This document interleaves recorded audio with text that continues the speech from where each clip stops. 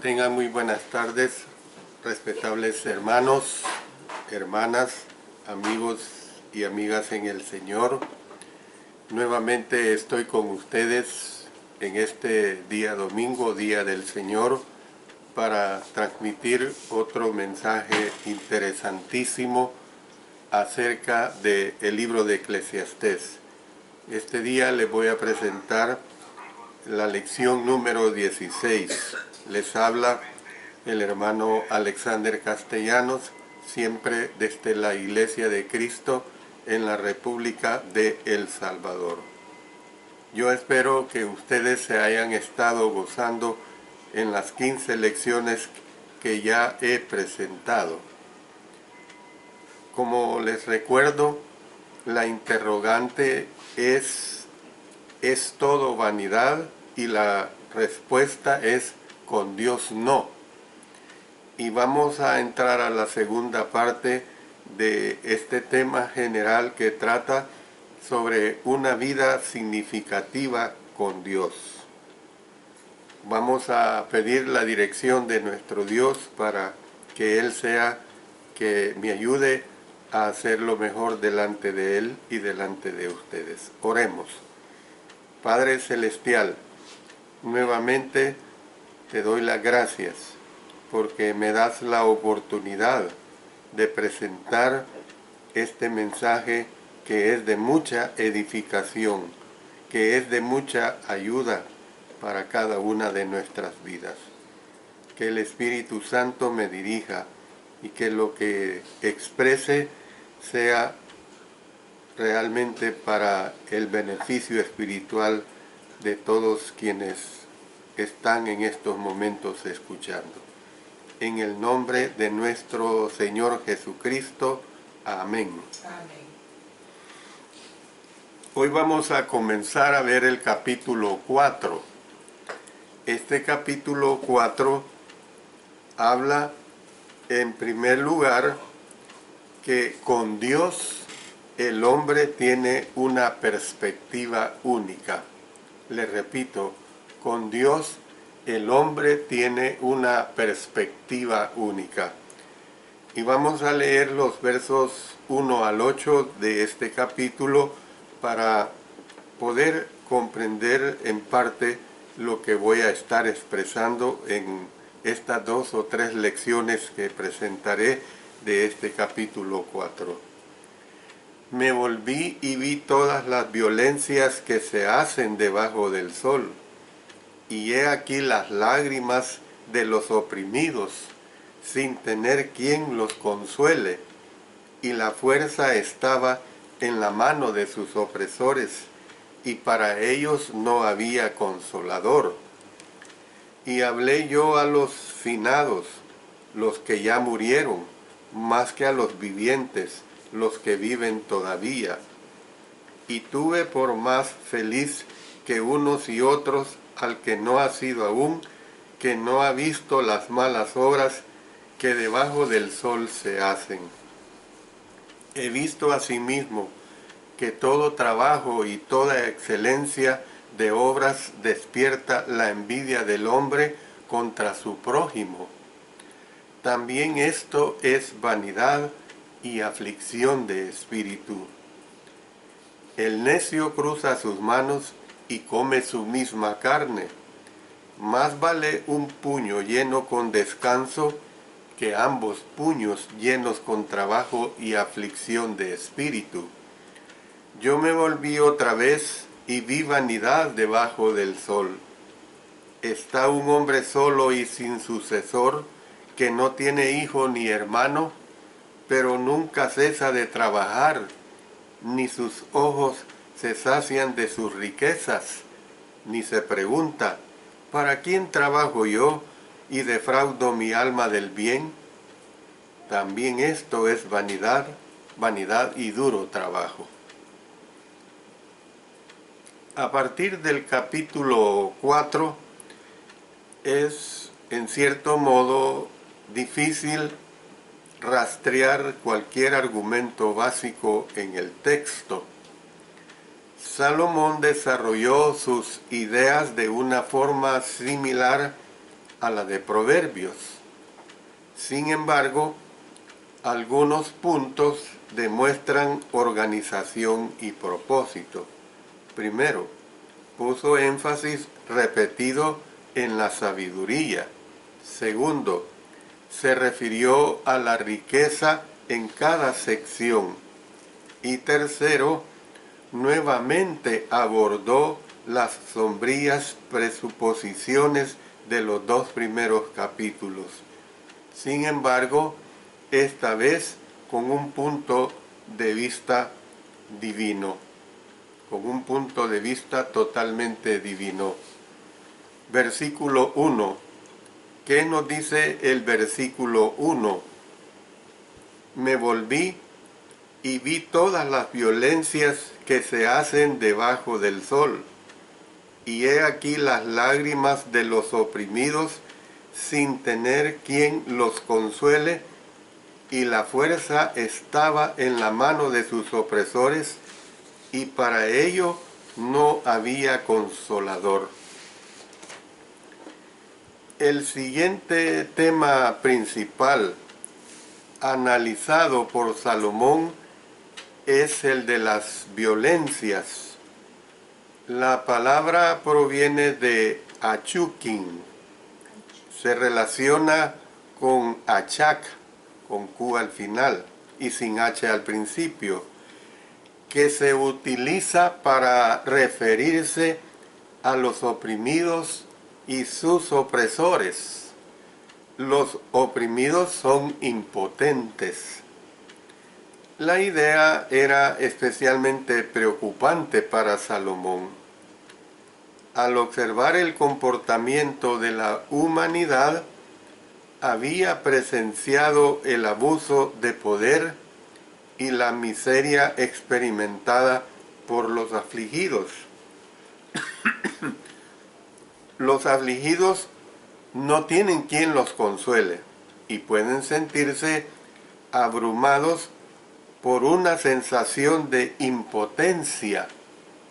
Igualmente preocupante es el hecho de que a los hombres crueles se les otorga fuerza.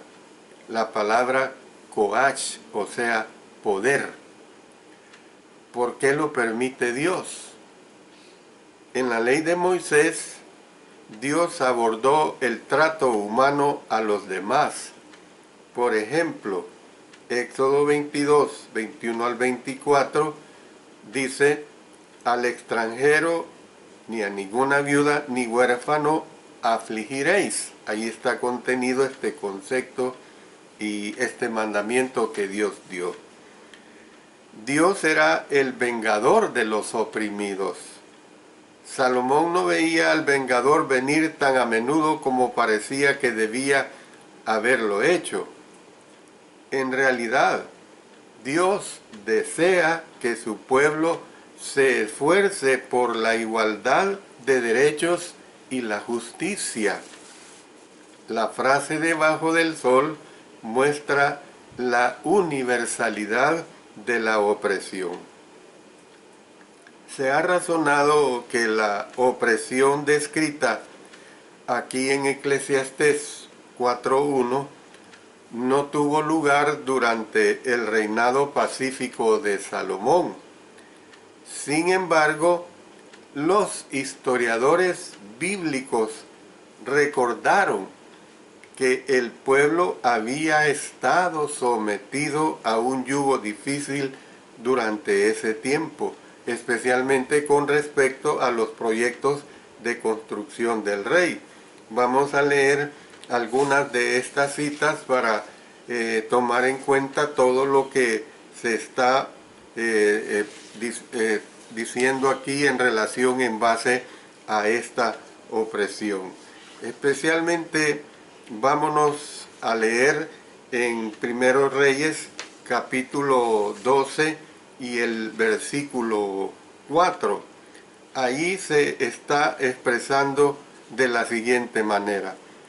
Y el que siembra discordia entre hermanos, dice, tu padre agravó nuestro yugo mas ahora disminuye tú algo de la dura servidumbre de tu padre y del yugo pesado que puso sobre nosotros, y te serviremos.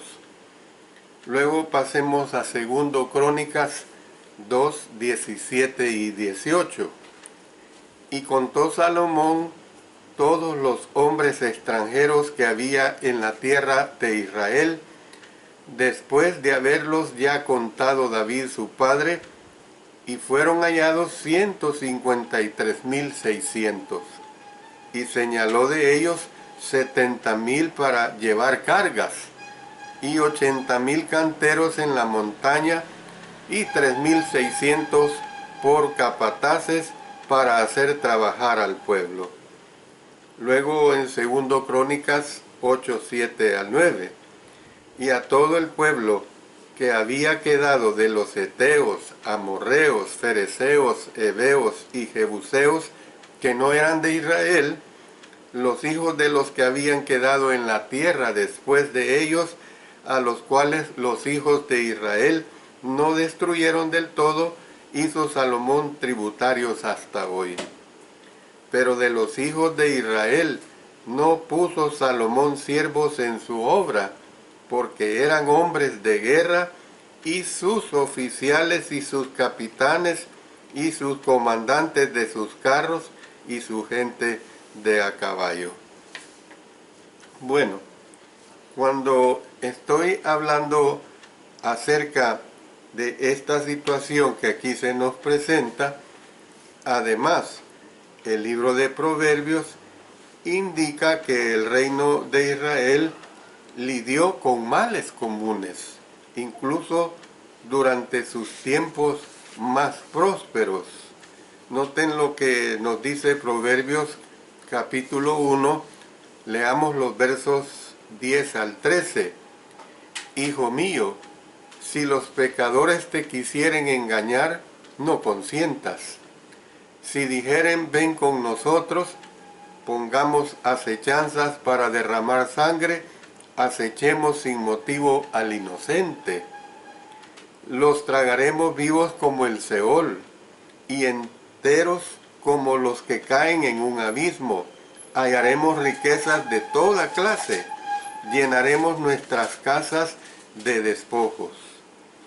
Luego vámonos a Proverbios capítulo 6, versos 16 al 19. 6 cosas aborrece Jehová, y aún 7 abomina su alma: los ojos altivos, la lengua mentirosa, las manos derramadoras de sangre inocente, el corazón que maquina pensamientos inicuos, los pies presurosos para correr al mal, el testigo falso que habla mentiras. En el versículo 2 dice: y alabaré yo a los finados, o sea, los que ya murieron, más que a los vivientes, los que viven todavía. Uno se pregunta, ¿cómo es esto de alabar más a los muertos que a los vivos? Pero hay una explicación que se da en relación a esto. Los finados no pueden ser oprimidos. Esa es la realidad. Así que Salomón los alabó. Desde su punto de vista, se tendría una ventaja de no haber visto ni experimentado el mal que los hombres estaban infligiéndoles a los demás. ¿Cómo deben interpretarse estas palabras de Salomón? Bueno, se ha dado básicamente 3 interpretaciones. Voy a abordar estas 3 interpretaciones. La primera: ¿estaba Salomón expresando el punto de vista de lo espiritual, un punto de vista que compartía? Cuando opresores impíos mueren, el espiritual puede decir: buen viaje, nos alegra que se haya ido. ¿Ve? Lamentablemente, estas alabanzas no pueden ofrecerse a los opresores vivientes, porque ellos continúan oprimiendo y continúan dificultando la vida de los hijos de Dios.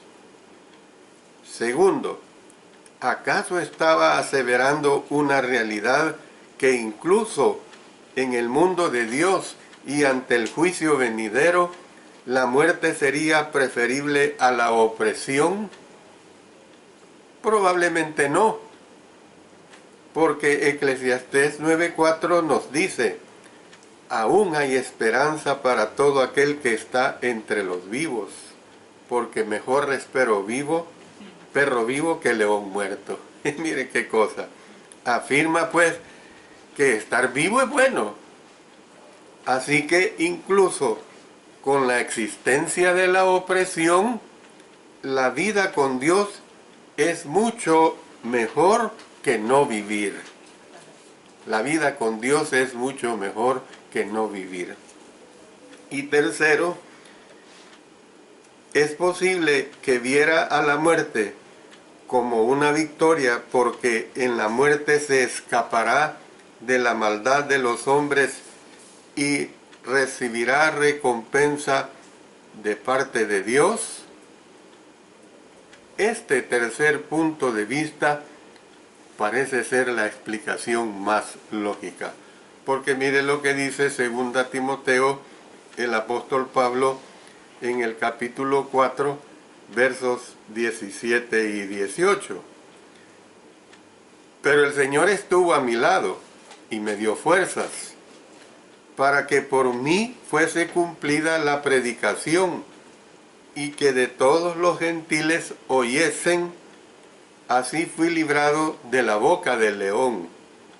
Y el Señor me librará de toda obra mala y me preservará para su reino celestial. A Él sea gloria por los siglos de los siglos. Amén. Versículo 3. Y tuve por más feliz que unos y otros al que no ha sido aún, que no ha visto las malas obras que debajo del sol se hacen. Es decir, que es más provechoso para el hombre no saber acerca de todo el mal, o sea, la opresión de la cual aquí se está hablando. Entonces, es más provechoso para el hombre no saber acerca de todo el mal que las personas les hacen a los demás. Esta opresión es debajo del sol, está en todas partes. ¿A dónde puede ir el hombre para escapar de las inhumanidades del hombre? A ninguna parte. Aquí en El Salvador, en los demás países del mundo, hay esas inhumanidades. Entonces, Salomón está diciendo a ninguna parte, excepto la tumba. La segunda cláusula, que no ha visto las malas obras, explica la razón de la primera, es decir, más feliz el que no ha sido aún. La única razón, óigase bien, la única razón por la que es más feliz es que los fallecidos no tienen que presenciar opresión. Ellos ya no presencian ningún tipo de opresión. Muchos filósofos, incluidos Heródoto, Sófocles y Cicerón, han adoptado el punto de vista de que sería mejor no haber nacido que presenciar el mal que ocurre en el mundo. Pero esto es una utopía, por supuesto. Nacemos, crecemos, somos entes de razón, porque así nos hizo Dios, porque nos hizo a su imagen y semejanza, y evidentemente que nos damos cuenta y sufrimos consecuencias de situaciones que no quisiéramos. Sin embargo, tenemos que tener presente el plan total de Dios mientras consideramos el presente versículo. como Asaf expresó en el Salmo 73. Mire, vamos a leer este salmo. Es un tanto largo, pero a mí me interesa que lo leamos para que veamos y vayamos poniéndole cuidado a lo que este salmo de Asaf se nos presenta. Ciertamente es bueno Dios para con Israel, para con los limpios de corazón. Usted vaya poniéndole cuidado a cada versículo. En cuanto a mí, casi se deslizaron mis pies, por poco resbalaron mis pasos, porque tuve envidia de los arrogantes, viendo la prosperidad de los impíos, porque no tienen congojas por su muerte, pues su vigor está entero. No pasan trabajos como los otros mortales, ni son azotados como los demás hombres. Por tanto, la soberbia los corona, se cubren de vestido de violencia. Los ojos se les saltan de gordura, logran con creces los antojos del corazón. Se mofan y hablan con maldad de hacer violencia, hablan con altanería. Ponen su boca contra el cielo y su lengua pasea la tierra. Por eso Dios hará volver a su pueblo aquí, y aguas en abundancia serán extraídas para ellos. Y dicen, ¿cómo sabe Dios? ¿Y hay conocimiento en el Altísimo?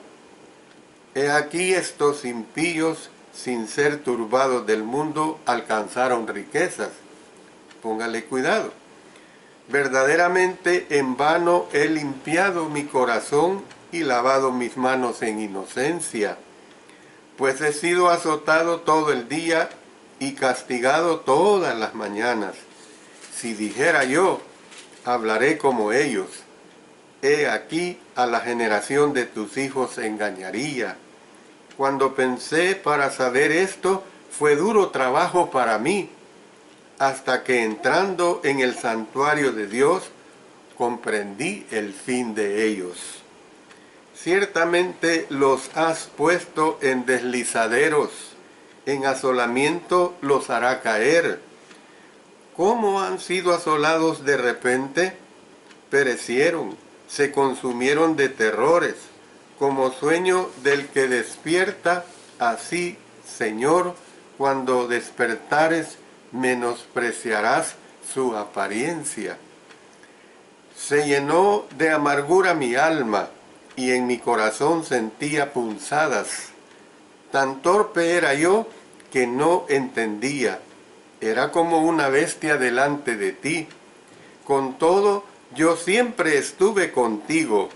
Me tomaste de la mano derecha. Me has guiado según tu consejo, y después me recibirás en gloria. ¿A quién tengo yo en los cielos sino a ti? Y fuera de ti nada deseo en la tierra. Mi carne y mi corazón desfallecen, mas la roca de mi corazón y mi porción es Dios para siempre. Escuchen estos dos versículos últimos que nos presenta el Salmo. Porque he aquí, los que se alejan de ti perecerán. Tú destruirás a todo aquel que de ti se aparta. Pero en cuanto a mí, el acercarme a Dios es el bien.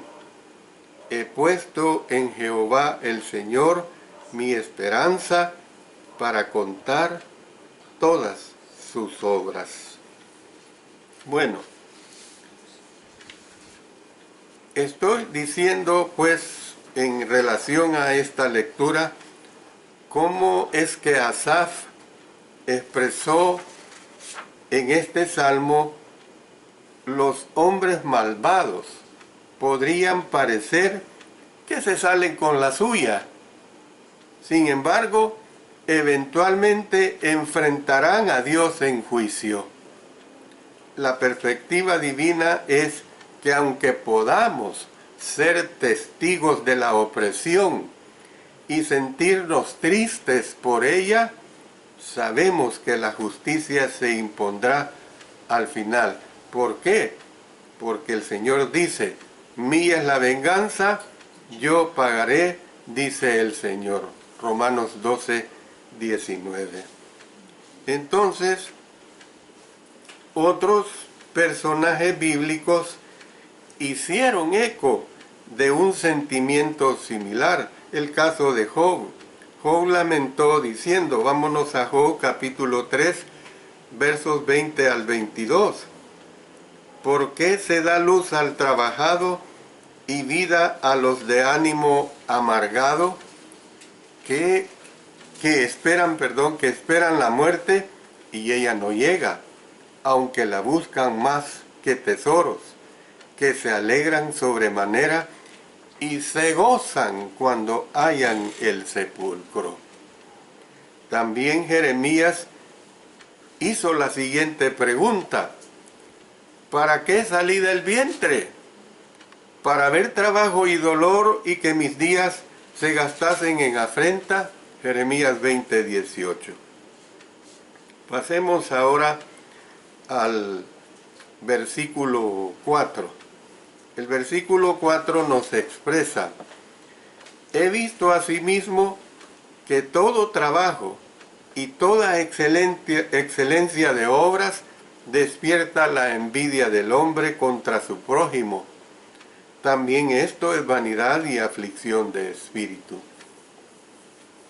Aquí está la octava vanidad. ¿Cuál es esa octava vanidad? La competencia. ¿Por qué digo la competencia? Las motivaciones para el éxito son la riqueza y el poder. Ambos son vanidad. No traerán felicidad ni plenitud, sobre todo cuando se usan mal las riquezas y sobre todo cuando se usa mal el poder que en determinado momento el ser humano puede llegar a tener. ¿Por qué el hombre se esfuerza siempre en no tener más o llegar a ser más grande que su prójimo? Bueno, la palabra hebrea que se traduce como prójimo a veces también se traduce como amigo. Sin embargo, en este contexto tiene la connotación más débil de prójimo o conciudadano. Entonces, ciertamente, tal esfuerzo es vanidad, es inútil. Algún día se demostrará esta verdad. Mateo 16, 26 nos dice: porque ¿qué aprovechará al hombre si ganare todo el mundo y perdiere su alma? ¿O qué recompensa dará el hombre por su alma? Luego en Lucas 22, 15, y les dijo: mirad y guardaos de toda avaricia, porque la vida del hombre no consiste en la abundancia de los bienes que posee. Lo que Salomón había observado es que los hombres desarrollan aptitudes y habilidades debido a la envidia. La palabra kinab quiere decir celos, envidia, ardor, pasión. Mire lo que nos dicen algunos versículos en relación a la palabra envidia, en relación a estos significados de celos, envidia, ardor, pasión. Vamos a Eclesiastés 9:6. También su amor y su odio y su envidia fenecieron ya, y nunca más tendrán parte en todo lo que se hace debajo del sol. Salmos 79:5. ¿Hasta cuándo, oh Jehová, estarás airado para siempre? ¿Arderá como fuego tu celo? Salmos 119, 139. Mi celo me ha consumido, porque mis enemigos se olvidaron de tus palabras. Proverbios 6:34. Porque los celos son el furor del hombre, y no perdonará en el día de la venganza. Yo le he dicho el significado de la palabra envidia, que significa celos, envidia, ardor, pasión.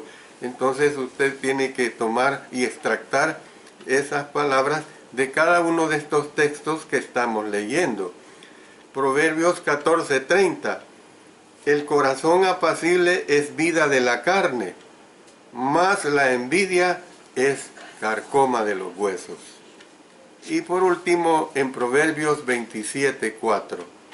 Cruel es la ira e impetuoso el furor, mas ¿quién podrá sostenerse delante de la envidia? Entonces, nosotros podemos ver pues esta situación, que competir es un esfuerzo inútil, porque tal motivo de éxito convertirá a la persona en un miserable, en un adicto al trabajo. Imagínense, voy a poner, para no dañar sentimientos de nadie, voy a ponerme yo en este supuesto mal ejemplo, que yo procediera así. Imagínense que si yo lo que predico el día del Señor, el día lunes, el día miércoles, el día sábado, yo lo hago para competir con mis demás hermanos compañeros de milicia aquí y en todas las partes del mundo donde se está difundiendo la palabra de nuestro Dios, pecado en mí es. Yo no tengo que tener esa actitud de predicar, de enseñar, de ejercer la cátedra de la enseñanza como un maestro de la palabra de Dios, con el fin de competir. Por eso, miserable si yo tengo la actitud de esa adicción de la competencia, de la adicción que se da también a aquellos a quienes se exceden al trabajo. Un miserable adicto al trabajo, alguien que sacrifica pues las relaciones para cumplir con tareas y que por lo tanto no es más sabio porque tiene aflicción de espíritu. Versículo 5. El necio cruza sus manos y come su misma carne. Salomón presentó dos extremos. Mientras que el versículo 4 retrata un trabajador insensato, este versículo 5 describe a un necio perezoso, el otro extremo. El primero trabaja tan arduamente para tener éxito en su trabajo que pierde su vida personal, mientras que el otro es tan perezoso que cruza sus manos, que come su misma carne, dice aquí la Escritura. Miren lo que dice Proverbios 6, versos 10 y 11. Un poco de sueño, un poco de dormitar, y cruzar por un poco las manos para reposo. Así vendrá tu necesidad como caminante, y tu pobreza como hombre armado. Entonces, ¿qué es lo que nosotros vemos acá? Sin ingresos no tiene comida. Eso es una realidad.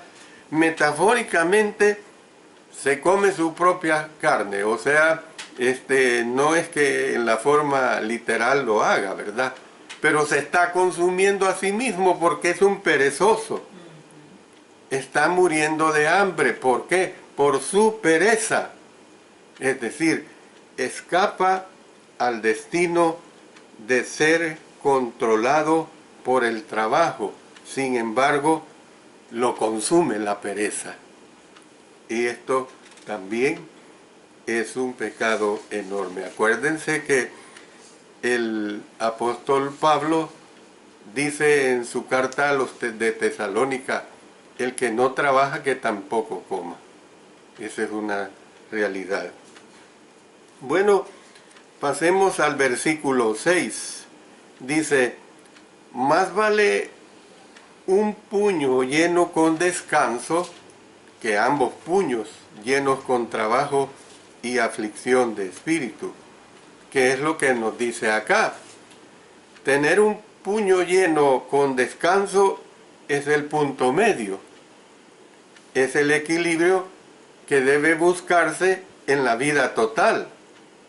El concepto aquí es que un puño indica un arduo trabajo. La otra mano está relajada, indicando tiempo libre en el trabajo. La mano puede estar relajada debido a la satisfacción. Mire lo que dice 1 Timoteo 6:6. Pero gran ganancia es la piedad acompañada de contentamiento. Entonces, la frase ambos puños llenos con trabajo representa manos que se esfuerzan por obtener lo más que se pueda.